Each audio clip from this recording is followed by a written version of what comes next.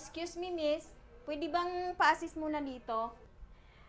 Sorry ma'am, baka pwede namang pakiingatan ang mga panindang damit. Tika lang. Di ba trabaho mo yan? Wow, nandito na tayo sa mahaling mga damitan. Ay, tika lang an. Tumatawag yung boss ko. Sasagutin ko lang saglit. At ito yung credit card. Bilhin mo na lahat. Ha? Sagutin ko lang saglit. Hello?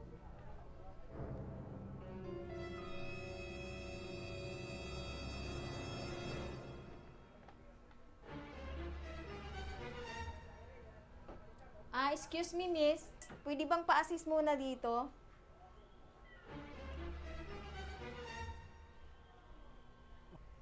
Sure ma'am. Sorry ma'am, baka pwede namang pakiingatan ang mga panindang damit. Kasi naglaan din ako ng oras sa pagtupi ng mga ito. Tika lang. Di ba trabaho mo yan?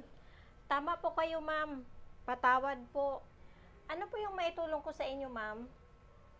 Kailangan ko ng size small nito. Sa darating na event namin. Vice President lang naman yung mister ko. Sa isa sa pinakamalaking company dito. Tsaka tatanggap lang naman siya ng award. Wow, nakakatuwa naman. Sige ma'am, maiwan ko muna kayo. I-check ko lang yung stocks namin.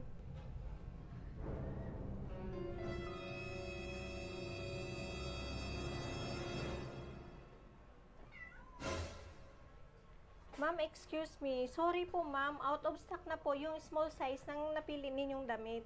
Ano ba naman yan? Nakakainis ka naman. Wala ka naman lang maitulong. Sige na nga, ako na nga lang maghahanap. Kinakalat na naman niya yung kakatupi ko lang. Excuse me, ma'am. May napili na po akong damit. Kaya lang may tao sa dressing room. Ma'am, pasensya na po. Mas nauna po sila eh. Oy, miss. Anong gusto mo?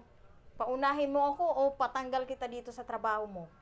Sige po ma'am. Makiusap po muna ako sa mga nakapila na ikaw muna ang mauna. Susunod ka naman pala eh. Ma'am, nasa 5,000 po ang halaga ng damit na ito. Ito oh.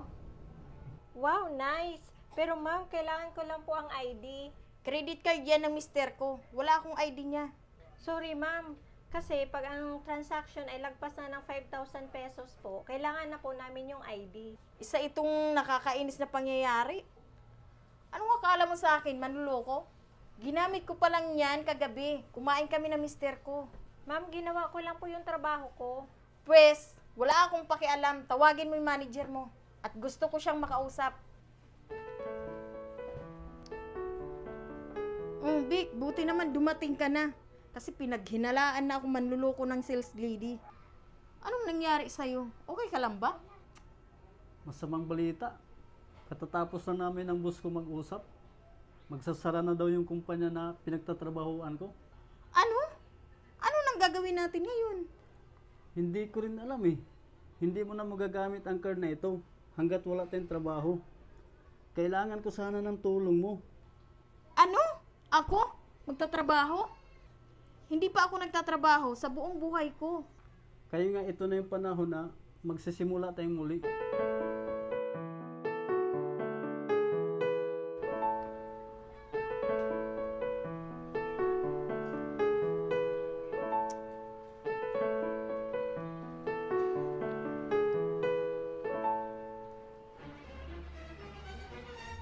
Uy, miss, wag mo namang guluhin yung paninda ko.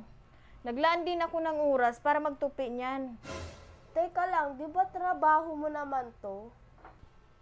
Ang hirap pala ng ganitong trabaho.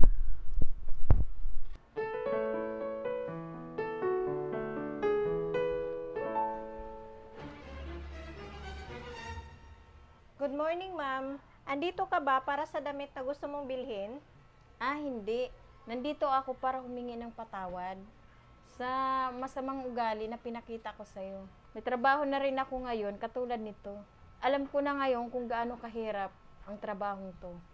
Totoo nga, hindi mo mararamdaman ang hirap. Ang isang trabaho hanggat hindi mo ito nararanasan. Patawad mo ba ako? Maraming salamat. Ibig sabihin, pinapatawad na rin kita.